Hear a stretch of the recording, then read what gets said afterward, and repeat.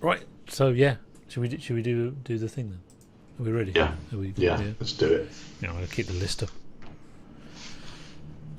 Yes. So this is a special edition, isn't it? This is a very specialism of specialness.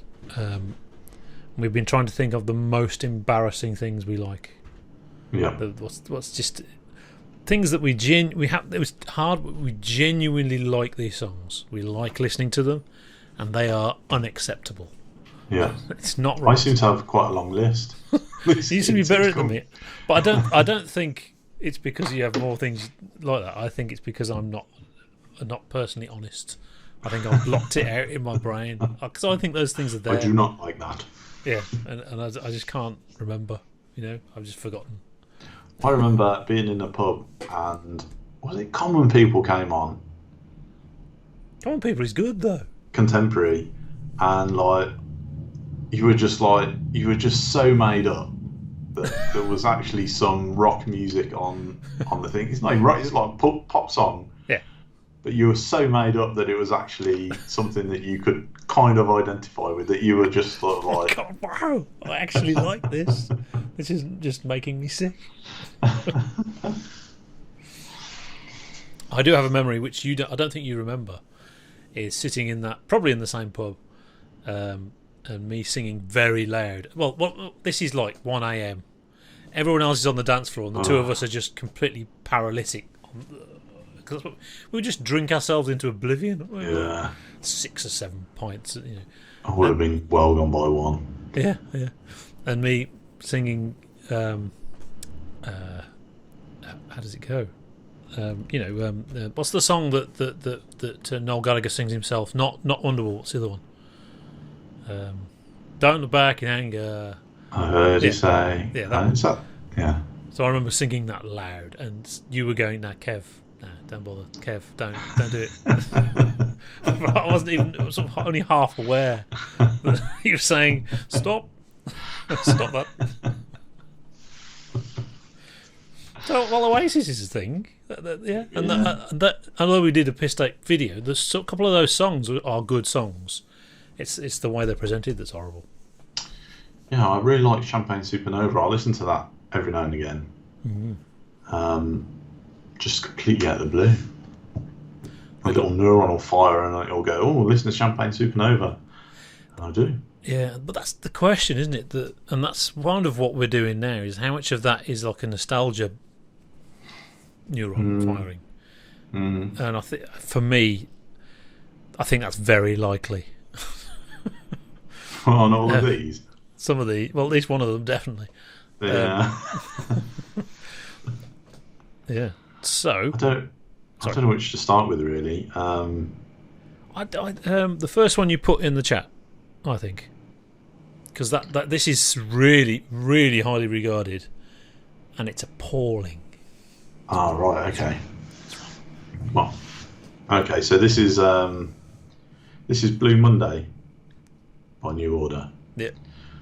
Now I put this on. I've been listening to this quite a lot lately, and it's really weird. We're sort of like, I mean, a lot of our conversations about the 80s is about how awful the 80s is.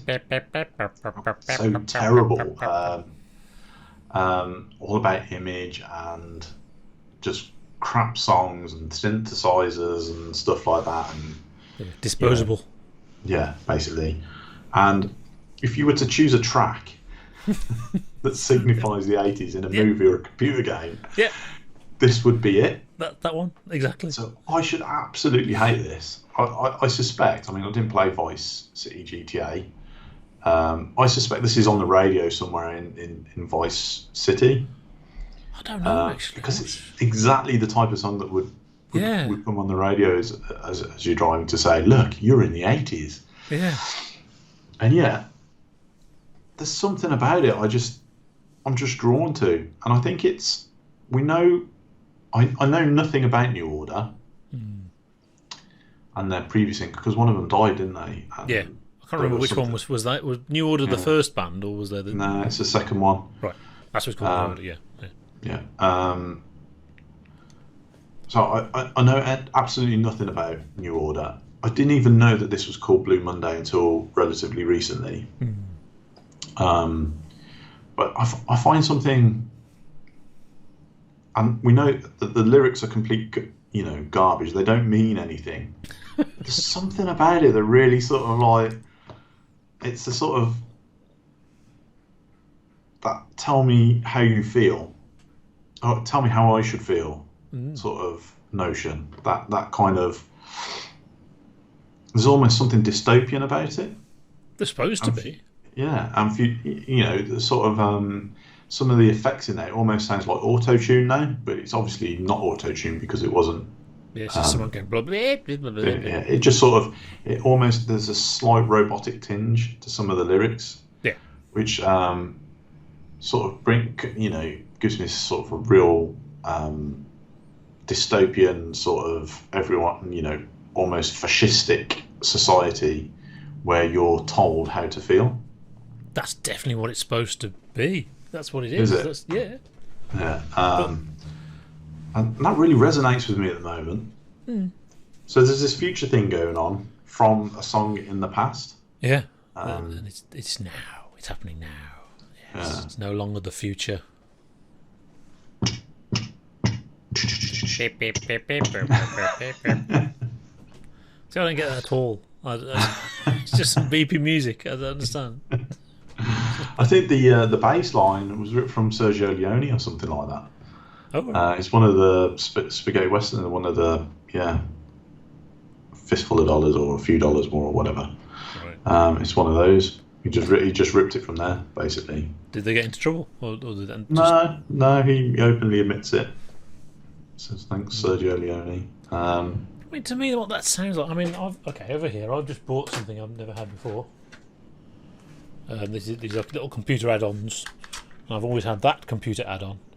That's the Interface 1 for a Spectrum, but I've now bought the Interface 2. Dun, dun, dun. Which, they can't see. Hang on. There you go, Interface 1, Interface 2. Yeah, so I like old computers, but that music, it just sounds like the music on old computers. Yeah. But for some reason it just works. As far as I can tell. It must do. It's so highly regarded, Yeah. It is very much a London-y kind of enemy in that. Weren't you all a part of the Manchester scene? Yeah, they were. Yeah. Massively popularised in London. And to those people, they're the biggest band of all time. One of them. They're like their own. They're like the Beatles. There was the Beatles. Then there was New Order. Then there was the Smiths. Then there was Oasis. Yeah, the Smiths. There's another band I have absolutely no experience of. I bet I do know the songs. No. He doesn't sing like that now. That's the thing. He doesn't. It's sort of the 4-note thing. The thing. But again, for some people, the Smiths is like so profound. It's about life. The music that they made. It just sounds silly. It's just I'm singing hello. And some jangly guitar. Should we do the next one? So should we switch to my one? Yeah, go on then. Yeah. So this was the main one I could come up with. We were looking for stuff that is unacceptable, is wrong. It's just awful, But I did hear this when I was like 8 years old. I did have to work that out. And it is from the Transformers the movie soundtrack. So I had to choose one of. Now the Transformers movie soundtrack. It's 86, so it is a lot of it is just bog standard metal of the time. But there's also a couple of poppier songs on there, and this is one of those. So I chose The Touch, but it could have been Dare as well. Those are the two really cringeworthy songs. But if that's on, I'm happy that that's on. It doesn't disturb me. It doesn't make me unhappy. It makes me happy. I know it. It's fine. It's good. It's catchy. And there is a creepy. What then was a song about Optimus Prime. That's Christian rock. And I'm pretty sure that the guy that wrote it was originally. I think he wrote it like that and then changed it to be about Optimus Prime. I think. And that's the vibe of it, actually. Is it? Yeah. See, Transformers the movie was something that completely passed me by. Yeah. Because you didn't see it, did you? No, I didn't see it. So, like the soundtrack, I would not know the film.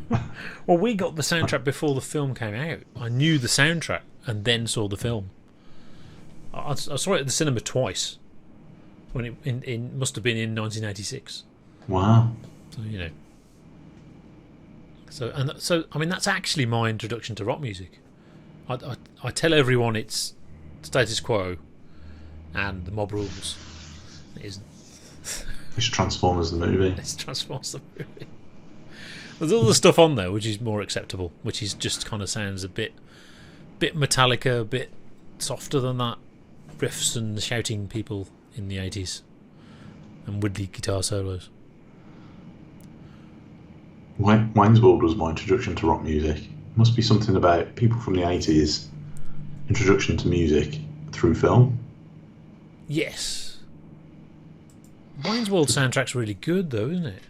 Yeah. Perhaps it isn't. I don't know, let's find out. Oh, yeah, okay, Bohemian Rhapsody. Rubbish. Yeah, and you've got some 80s-y boring on there. Chili Peppers on there. You've got Black Sabbath on there. You've got the Wayne's World theme, which is actually Mike Myers doing his song. Oh, it was Tia Carrera, wasn't it? Yeah. It's got Hendrix. I'm sure there's a scene with Gar. Yeah, Foxy Lady and Feed My Frankenstein. A bit of Eric Clapton. Soundgarden. Ballroom Blitz, was that? Yeah, Ballroom Blitz is that's Tia Carrera's version of Ballroom Blitz. It's not the version. Yeah. I know Fire was in the film, but that was Tia Carrera doing. No, not that Fire. Tia Carrera doing Fire, not the Hendrix version. Oh, right. That's pretty good introduction to rock music, isn't it? Yeah. That was why it worked, I suppose. But that was the thing when I then heard Dehumanizer, it was amazing. And Led Zeppelin 4, but it was Dehumanizer that sucked me in because of the sound of it, the widescreen Black Album production kind of. But then I actually went out and bought Mob Rules. Oh, right. Led 4, eh? I think the first time I heard Led 4, I was disappointed. Well, if you already know the hype. Yeah, I thought it was like, whoa. I expected, angels to come down and stuff like that. And it was alright. Let's stir it down, it's quite nice. Alright. Right, next song. I can't remember what I put in the chat. King Nothing. King Nothing. By Metallica. Right, so, yeah, okay, so this is wrong because of the album it comes off, I suppose. So there are plenty of Metallica songs which I think aren't unacceptable, but anything off this album is pretty unacceptable. Yeah. And the album is Load. And I actually think this is probably the only track I will actually listen to unprompted from this album. Without when you have to listen to it. Yeah. And I only like it because it's a good sing-along song. Where's your crown, King Nothing? That's it. That's all it is. I have to confess, the title is meaningful to me because I had to put it on for a start to remember it. I can't really remember it now. Even having just put it on, I mean, it's just it's nothing.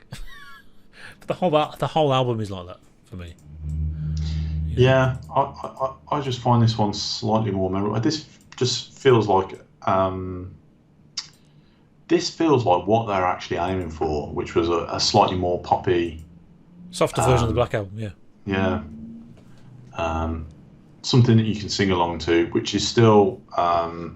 James Hetfield sounds exactly the same now as he did back then. Yes. Yeah. Since mid-90s, he's not really changed. Yeah. Yeah. And this is probably the best version of that iteration of Metallica.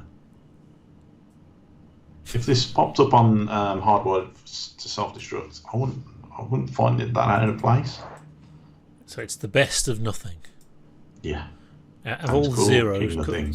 out of all the zero eggs, it's the best zero egg on that album. There's nothing. No, this is more than 0 eggs. This is It's 2 eggs. 2, maybe 3 eggs even. Yeah, I mean that whole album. It's to come after the Black Album. I remember the single "Until It Sleeps" was the single, I think, and that obviously that was what we heard first. And it was like, huh? And then it's finished. And it's like, has that been on now? Actually, this has got a bass intro. I think it might be the bass intro. Dum, dum, dum, dum. It's actually quite good, and it almost makes you wonder if they should have, not bullied the bass player, but actually utilised him a little bit more. Oh yeah. Well, I did that on My Friend of Misery as well. It's one of the best bits. The intro to that song is one of the best bits of the album. Yeah. The rest of the song isn't. They don't really do intros, do they, Metallica? Yeah, or if they do, it's almost like they're not quite aware of it. Yeah. And then There we go. So that's King Nothing. That's King Nothing of nothingness. Right, I put Good Times on the Lost Boys soundtrack, so I'm going to have to check. Good Times. What that actually is. Okay, it's In Excess, but with Jimmy Barnes. Available as a rich, creamy dessert. So In Excess is unacceptable. Grown up. Jimmy Barnes is acceptable. I seem to remember the soundtrack to Lost Boys was actually quite a big deal at one point. In the 80s, yeah.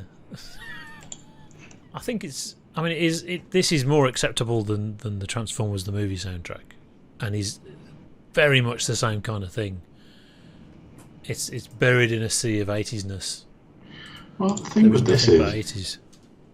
I don't actually remember that being in the film anywhere. I think it is in the film, in the background. I couldn't tell you where, but I think it is. I would have said "Cry Little Sister" was the. That's on the credits, isn't it? Yeah. I don't know, like the bit when they go into the beach, but before they go with the saxophone. That's the best bit.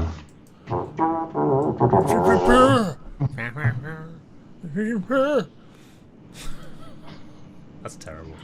That is terrible. It's like you're happily watching this film from our childhood, and then. I mean, it's a great. Oh God, film, it's in the Kev. 80s. Oh God. It is a great film, isn't it, Kev? It is a great film. You can't. The Frog Brothers, all that stuff. It was just like perfect 80s. Yeah, I mean, it's not as good as Gremlins or the Goonies or whatever, but it's definitely in that. Yeah. There, over there. Yeah. Yeah. I'm sure I'm sure it is as good as Explorers. I don't like it as much as the Explorers, but it's very much, it's definitely something that is watchable. It's breathtakingly 80s. Yeah. But is still fantastic. Yeah, but anyway, the song. It's a song from the 80s, it's alright. Okay. And Kev likes it. Have you seen? It was Jimmy Barnes. There's a. I don't actually know what it is, but it's. There's.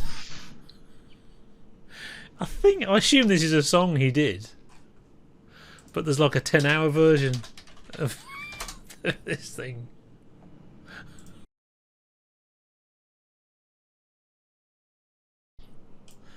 But he's famous and stuff. He was in a supergroup with ex-members of the Blizzard of Oz band, Ozzy's original band, singing Ozzy songs. Yeah. And I think he's more famous than that. I've never heard of him. But so he's singing on that song, so it's not quite as bad as In Excess. Yeah. Therefore, we can get away with it. You said the second comment. No? Please make a 100-hour version. I'm tired of having to press replay.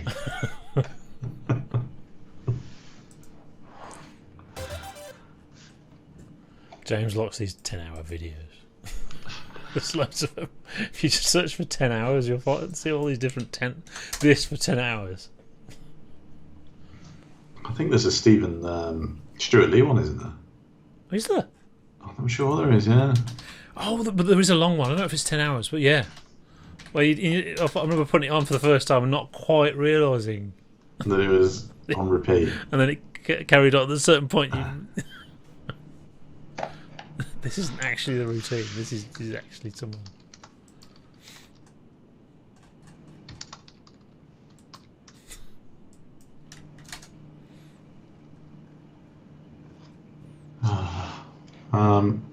Right then. What next?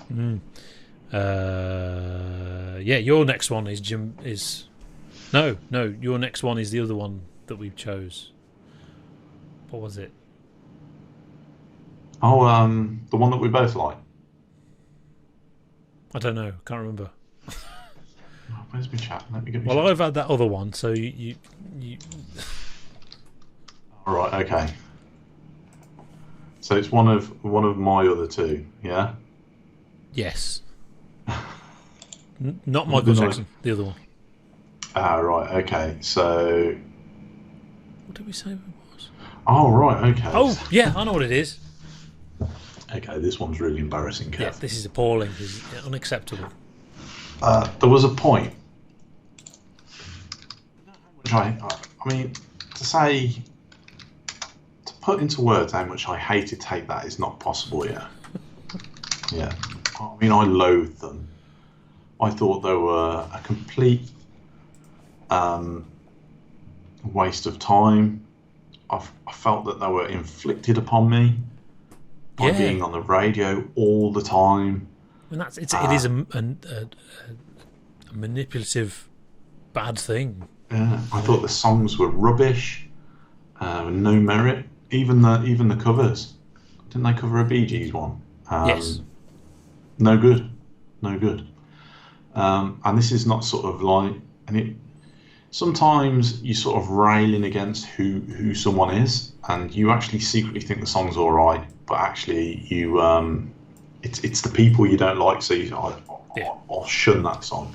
There was none of that with Take That. I literally hated them. Pure hatred. And then one of the members left, and it sort of precipitated the end. And I thought, that person must be the most horrifically horrible person in the world. So you were hated by them? No, they got like new level of hate. His ego's so big that it could not be contained within Take That. And what happened was, he went and made a load of songs I actually enjoyed. completely flipped my attitude towards him. So I've chosen "She's the One" by Robbie Williams. Right, there we go. This is just sort of like a very simple love song, really, where in the video he skates about on the ice, and it's really weird. So Sarah sometimes says to me, "Sam, you're so strange. You'll listen to some like really noisy, horrible music, and then you'll listen to She's the One by Robbie Williams or Forever in Blue Jeans by Neil Diamond and sing along to it. And this is it. She's the One comes on the radio. I'm singing from beginning to end. I bloody love it. I bloody love it. And yeah, it's really, I mean, that is sort of, it has very little merit. There's nothing particularly inspiring by it in form or delivery, I suppose, but there's just something about it I absolutely love. I mean, all that is you're just liking things because you like the music. Yeah. Irrelevant, to the social stuff. We're not allowed to like music just because the music's good. Yeah, you have to join the club, the right club. I wonder if it was Rock DJ. I think it might have been Rock DJ that actually turned me round. It was sort of like there was something crazy about it. I thought, actually, he's performing this really well, and I think that sort of like got me in there. And then I sort of, when No Regrets started coming on the radio, I started listening to that. And then by the time this came out, I was ready to give him a full on go. Supreme as well. I don't know. The James Bond thing. I loved them all. And then he finished that period, and I think he got someone else to help write his songs, and it all went crap. He lost it. Oh, okay. So the co-written stuff is worse. It's all co-written, I think. Right. Or I think he was actually singing songs written for him. Seems to be a race car driver. Oh, maybe. What's the one where he's James Bond? Oh, Before I Die. It's great. Millennium, maybe. I mean... Yeah, it's Millennium. Right. Yeah, I mean, I'm not offended by it. It's not disgusting. It's just not. Actually, they're all right songs, you know. Sure. And they generally had good videos. He was very tongue in cheek. His personality actually wasn't that bad. I didn't find. I thought it was quite funny. Yeah. So it has to be tongue in cheek, doesn't it? It can't take itself seriously. Yeah. So is it 90s? 1999, I think She's the One came out, but Life Through a Lens. See, I even know that. It was 1997, I think. That was it. Let Me Entertain You. Yeah. I love that track. Let Me Entertain You. There you go. What can you say? Yeah, that's appalling and unacceptable and disgusting. Yeah. Sorry. Right, we are struggling now. My next one, I think we'll go with Jamiroquai now. All right. Okay. So we're going with Virtual Insanity just because that's the one we can remember. I love Virtual Insanity. Yeah, I mean, this is music I actually like. I like the music, and I enjoy listening to the notes of the music. Is it that he's just really dislikable? Is that part of the thing? Why it's unacceptable? I don't know how unacceptable Jamiroquai are. They're actually quite a unique thing.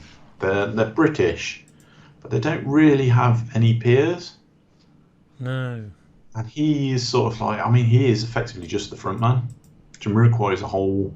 He's a band. Is a whole band. That's all we've got to say on that. Yeah. Well, Virtual Insanity is a great. It comes back to that sort of. It's something you can actually sing along to, and learning the words feels kind of worth it, because it's enjoyable to sing along to. It's got a great video. Do you remember the video? No. It's sort of on. It's like in a it's like various sets, sort of like semi-futuristic, I'd say, but the floor's moving, so the floor will move. The treadmill across. thing. Yeah, and he'll sort of like do his dancing around, and then it will move backwards and stuff like that. And it's really cool. It's a really cool video. He's got I think he's got a great sense of rhythm, and pretty, I don't know. It's just something really, really cool about that, and the songs. I mean, if that comes on in a club, I'm happy. Yeah. I can pretend I can dance like Jamiroquai, whatever his name is. JK. I don't know anything about Jamiroquai. Travelling Without Moving. There we go. That's the big album. Yeah. We wouldn't have heard of them before that, I don't think. No. I mean, actually, since then, there's very... I mean, I listened to other things, like Deeper Underground. That was a song from Godzilla, was it? Yeah. Canned Heat and stuff like that, and you think, oh, these are going to be cool, and they're actually not that great. Space Cowboy, Cosmic Girl. I really like Virtual Insanity, and that's probably about it, really. Well, the reason for my hesitation is that I thought, well, I don't want to choose Virtual Insanity. I want to choose one of the album tracks I saw on Jules Holland that I would have actually really liked. But that defeats the whole point of this, doesn't it? If there's No, other you good gotta album choose. tracks, then, yeah. You got to choose songs that you actually like. Yeah, well, I do like it. I think I think Virtual Insanity was a request at my wedding. Goodness me. Yeah. Yeah, so that's actually the third album, but I don't think The Return of the Space Cowboy. I don't know, unless that was on Jules Holland, and that's what I actually remember. And then they became famous. It's a very typical thing. If you look at the album timeline, it's very typical of 90s bands in the 93, 94, 96, 99, 2001. Then 2005, then 2010, then 2017, and that's it. There's a sort of slowdown of releases. I would have thought when you've sold a few million albums, it becomes quite tiresome to release anymore. You'd rather just spend your money in your big house. Yeah, well, but that's not where the money is. Whereas in the 90s, it really was where the money was. Now you've got a tour. Yeah, a bit boring, isn't it? I have nothing to say about Jamiroquai. Okay. What's next? Have I got to do my final one, which is This Is the Hardest Sell? Oh yeah, I mean you've got better ones than me.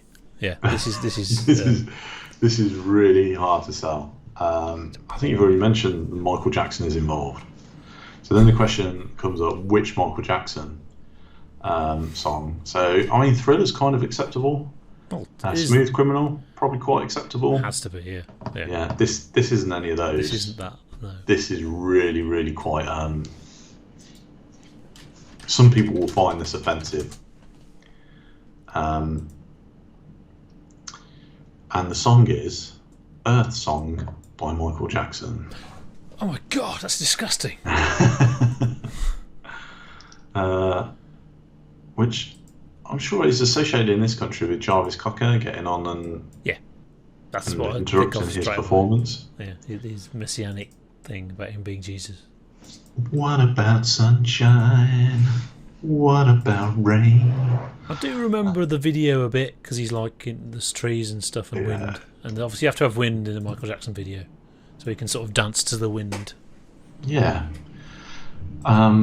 it's quite a harrowing video actually. Because you're sort of... There's one where the guy smacks the seal over the head. Jesus Christ, man, it makes me really angry every time. I'm not. I just want to go and punch him. Yeah, get all wrath of God on people. Normally, the great thing about Michael Jackson songs is the flawless beat and his dancing around and his ooh and stuff like that.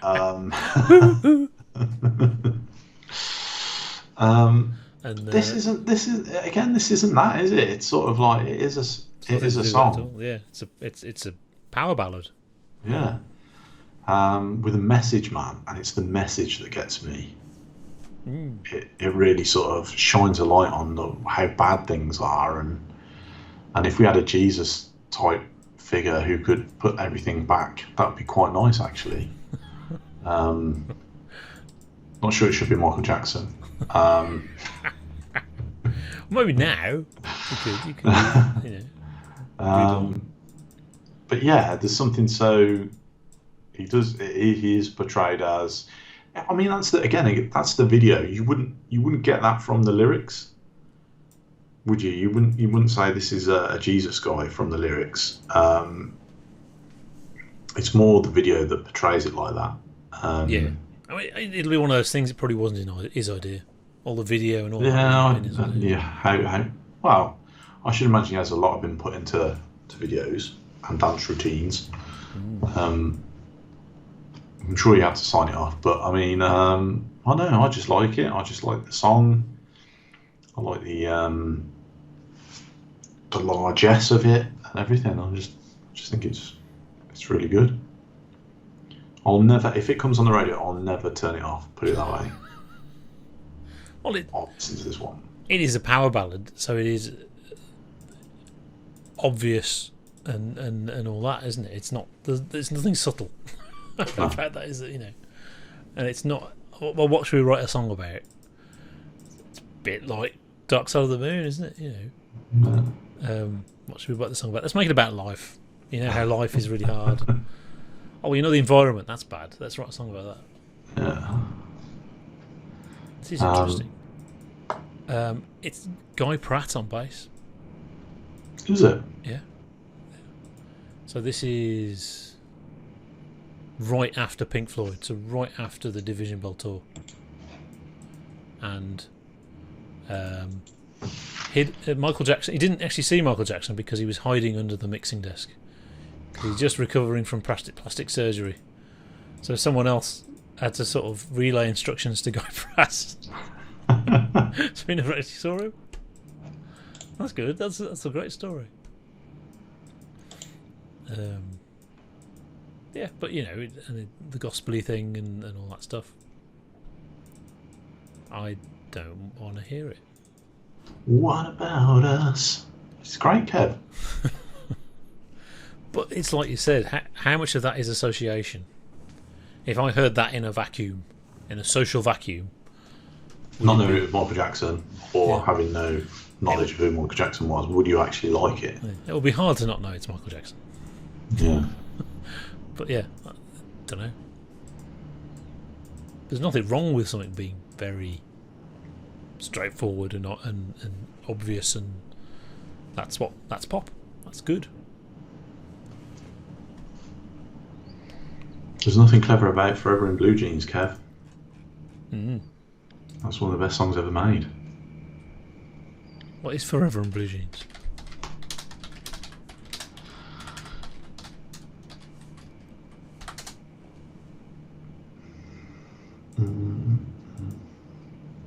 Oh, Neil Diamond, right? Yeah. Yeah, and like, I don't know, Lucille or something. I mean, it's just that, isn't it? And we like that. So if you do a big, massive thing of epicness like that, is that acceptable? That's the question. Is it acceptable? Is, you know, when is November Rain acceptable? Or when Heart sold out in the 80s, is that acceptable? Every song was a big or power ballads. So the emotional singing of soul artists, so you Ray Charles and stuff like that, Eric Burdon, Joe Cocker, it's all influenced by that. Oh, and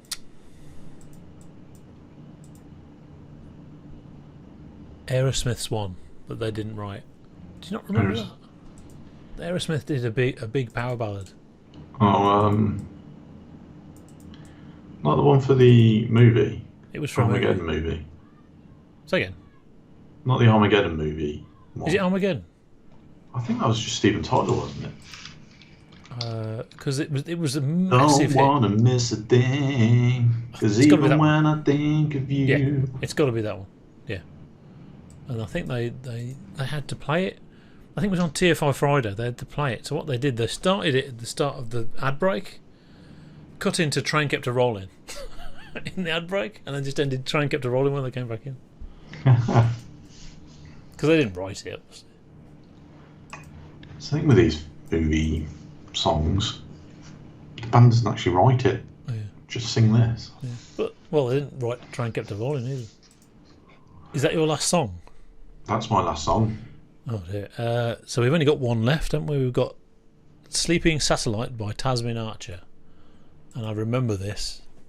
I have no idea what this is. That's interesting. It's a one-hit wonder.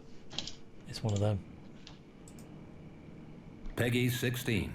It's a thing where everybody liked it, and then it was played too much, and then it was kind of, oh God, not again. And then she disappeared. Oh, I do know it. She's got a nice voice, actually. Really of its time. But I think too catchy and too big of a hit actually killed off her career. But James doesn't agree. Yeah, what happened to her then? One-hit wonder, isn't it? What makes a one-hit wonder? I think it's when songs are too big. Yeah, too much success. Yeah, and that is a great song, but if you've heard that it's on every day for weeks, then it has to stop. Oh, she's got another single out, has she? No, thank you. Yeah, but it's not like a one-hit wonder like Wigfield. Kung Fu Fighting. Where it's actually designed to be one-hit wonder. That's a different thing, isn't it? Yeah. Well, Wigfield wasn't designed to be a one-hit wonder. It was just designed to be a disposable bubblegum thing, isn't it? That's the idea of that. Yeah. This was someone who was a singer-songwriter who happened to have suddenly randomly had a hit. Basically, it was random. But the song that was chosen was maybe the wrong song. Maybe this should have been the second single. Yeah, Julian Lennon has a song. He's got quite a lot of songs, it turns out. They're just all rubbish. I don't know what to make of him. Okay, this is his song, and in my head this is the same as that other song, that Sleeping Satellite song. It's probably not at all. It's probably not even the same year. So this isn't not Yoko's son. This is Cynthia's son. This is his first son. Yeah, so this is the estranged son who he's kind of let down, kind of thing. It's such a Beatles-esque opening. And that is a brilliant song as well.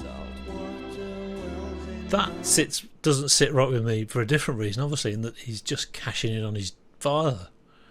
It's really weird that he just makes songs that sound like the Beatles. It's really strange. Interestingly, if you listen to Sean Lennon, he actively tries to not sound like the Beatles.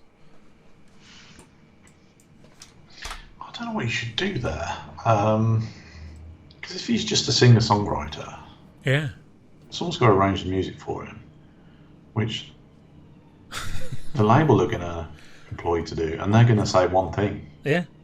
It must sound like the Beatles. So yeah, that's the thing. So his father is such a big thing. Can you really blame him for just embracing it, just going with it, or should he actively try not to do that? It turns out he's been going for years and years and years, and he's got loads of songs, but I only know that one. Yeah, it's quite a nice song. Yeah. That should have been on the list, Kev, because yes, there's more to say about that. Controversial, isn't it? Yeah. Oh, there was remember there was the Joe Wiley show on TV? Oh, yeah. And that was initially entertaining because Joe Wiley was so completely clueless about everything. Meets this band and says, "You really like this band, don't you?" No. She's just confused, but then just carries on anyway. But there was, I wonder if we can get it. Julian Lennon, Noel Gallagher. Someone else as well.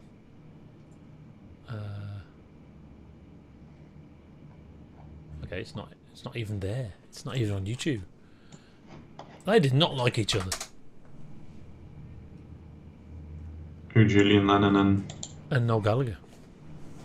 Is that because of the Beatles thing? Well, that was what I assumed at the time. That he's that Noel Gallagher doesn't like people just copying the Beatles. Imagine doing that. I know.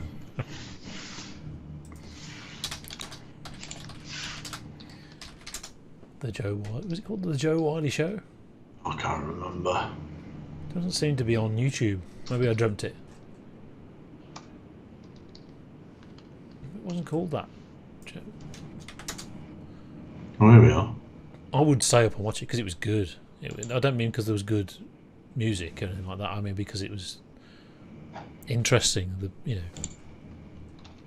yeah, I don't know if it's in that clip, but there was a bit Noel Gallagher saying when we were young, we were trying to imagine, and Julian Lennon goes, "What, Imagine? Are you trying to sound like Imagine?"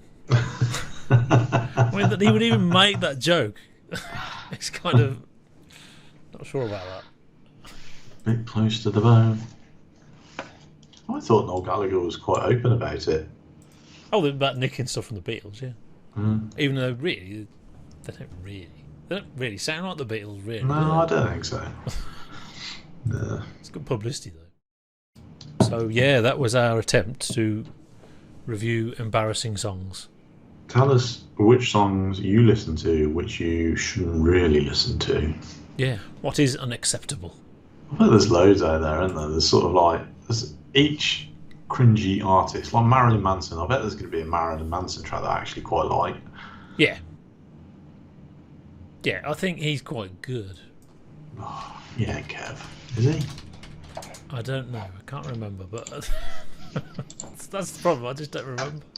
And I think I failed it. I think there's embarrassing stuff and I've forgotten and I've blocked it out. There's no, that didn't happen. And I've got. I think eventually my brain will get there. I think it's going to take a few weeks to be allowed. I was listening to some Guns N' Roses this week, and I wondered if there was anything in there. And I was sort of like, it's a bit borderline, really. Guns N' Roses have got quite a lot of. I think if we'd have done this in the 90s, then Guns N' Roses would have been unacceptable. Yeah. But not now, though. They're just an old band now. I think I have got a bit of an unacceptable opinion on Guns N' Roses, though, and that is, I think November Rain is a pile of poo. Really? Is that is that what you said in the review of it? No, I bet I was really fawning over it, but I was listening to I did Appetite for Destruction. I didn't listen to all the songs. I picked the songs that I liked. That's interesting. Use Your Illusion 1, Use Your Illusion 2. And I thought, there's a really good section on the album. You got Double Talking Jive, November Rain, and what's the other one? Is it The Garden? Does The Garden come after that? Yeah. That's a good one, that is. Yeah, so, yeah, you got Double Talking Jive, November Rain, and The Garden. And I remember thinking, I really like Double Talking Jive, even though it felt like one of the tracks that I probably, you'd probably consider filler. Actually, I really liked it. So I started listening. I listened to that, and I thought, that was brilliant with a little classical guitar at the end. I thought, that's good. Right. Then November Rain came on, and I thought, well, I'll leave this on because Sarah's in the house, and she might actually appreciate something like that. And it's a classic. I started singing along with it, and I realised the lyrics are terrible. They're really bad, and I'm like. And I'm thinking about the video of the woman who, What is the lyrics? I just think it's a slash on a field going. So if you want to love me, then darling, don't refrain. Or I'll just end walking in the cold November rain. Refrain and rain. That's brilliant. Yeah. God, that's like Every Rose Has a Thorn. That's fantastic. Sometimes I need some time on my own. Sometimes I need some time all alone. Oh, everybody needs some time on their own. Oh, don't you know you need some time all alone? That's terrible. That is awful. That is really, really bad. And I don't understand how I haven't seen that. It's sort of like we've got own, alone.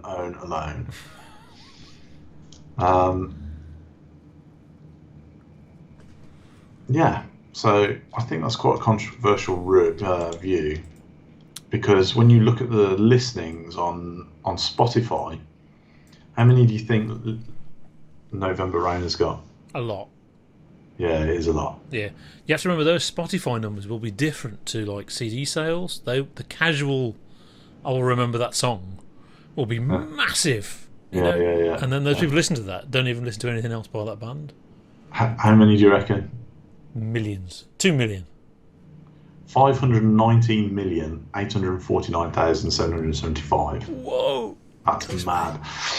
And that's like... And it's not very good. But the end's good. I like the end. That's double Don't Cry, which is 259 million. And then Live and Let Die is 116. Exactly. Yeah, because it's... And then you're into like just over 10 million on it. Everything else, and some under 10. I do remember it struck me how November Rain's length is what's the word? Is an illusion. There's just more verses. Yeah. And then the ending just carries on. So it's not really a 9-minute song. They've just carried on doing the song. Yeah. It's probably like a 5-minute song. Coma. Actually, I really like Coma. Mm. Dun, dun, dun, dun, dun, dun, dun, dun. It's only got 14 million views. Mm. Yeah, that's not like a mega famous song. I mean, surely "Sweet Child of Mine" is, and whatever is. That's massive, "Sweet Child." Yeah.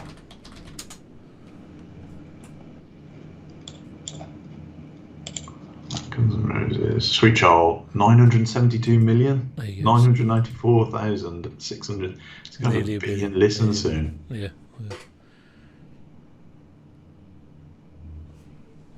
That's mad. That's some major listening to, isn't it? That's sort of.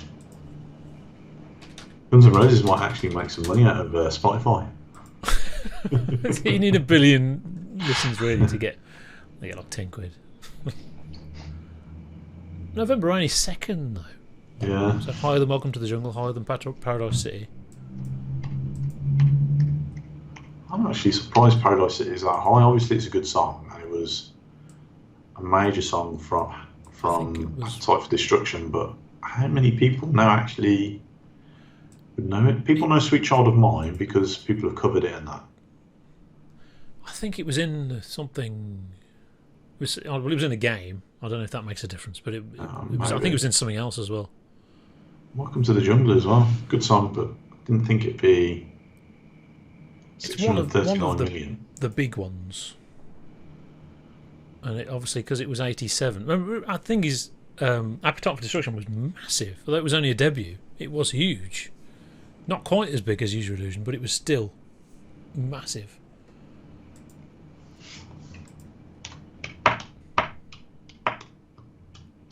Surprised Don't Cry does so well.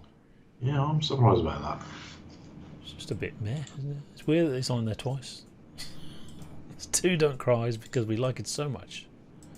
Civil War, 122 million. Yeah, on that one. I didn't realise that was so big. What's so civil about war anyway? You Could Be Mine, 108 million, but that's got to be off the back of Terminator 2, hasn't it? Yeah. Don't Cry alternate lyrics, 259. Yeah, I still think they did not have enough good material to do 2-sided, a quadruple album basically. Yeah. That was just madness. They should have kept songs, and they should have made a good 50-minute album, and it probably have to be 70 minutes, but still not 2 70-minute albums. At least it's a double, not a quadruple. Yeah. And they probably wouldn't have become terminally unfashionable, and all the rest of it. But it was just too much. Did they become unfashionable, or did they just run out of... Like, the next one was Spaghetti Incident, which is a covers album. Yeah. And that was it. They just couldn't be bothered, could they? Yeah, that was... I should imagine after, recording Use Your Illusion 1 and 2, it must have been an epic thing. Yeah. Absolutely sick to death of it by the end. And then they have to tour it. Yeah. And it has to be the biggest tour of all time. Yeah. But that's Spaghetti. They didn't actually fall out until the Spaghetti Incident, did they? No. That was a thing, that something to do with the mix of. No, it's not on it, is it? No, I'm thinking of Sympathy for the Devil, which isn't on that. Actually, it's after that, isn't it? It was a soundtrack thing, and his guitar, Slash's guitar isn't on it or something. He got someone else to do it. Or something like that. I can't remember the story, and that was the end of that, which is valid. I mean, well, if you don't want me to play on your on the albums, why am I here then? Yeah. And I think there was a bit of the sound of people think of Guns N' Roses. You think of Axl Rose being a divvy, and you think of the sound of of Slash. I think Yeah. maybe that, and that's a thing. I think that it's his songs, but it sounds like Slash. Yeah. Spaghetti Incident's a terrible album. Yeah, they were trying to be cool with the choice of songs. You can tell, rather than just doing a covers album, they had to do the cool stuff, punk songs. New Rose is good. That's proper good punk. But after that, it just gets and none of them are as good as the originals. No.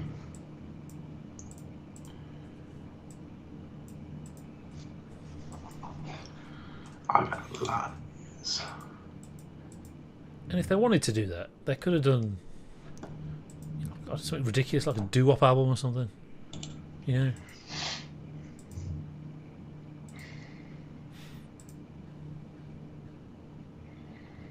Maybe they should have done what Slash said it was too many, wasn't it? Yeah. 2 double albums, whatever it is. Yeah. They should just release them 2 years apart or something like that. Yeah. But yeah, they could have got 3 albums out of that. And that could have got them through the 90s. They would have made a lot more money at the very least. And probably wouldn't have fallen out. They could have done it without completely going over the top. I'm pretty sure they made enough money in the end. Well, Ooh. so that's Guns N' Roses as well. Yeah, we talked about freebie there. That must mean that Guns N' Roses are unacceptable.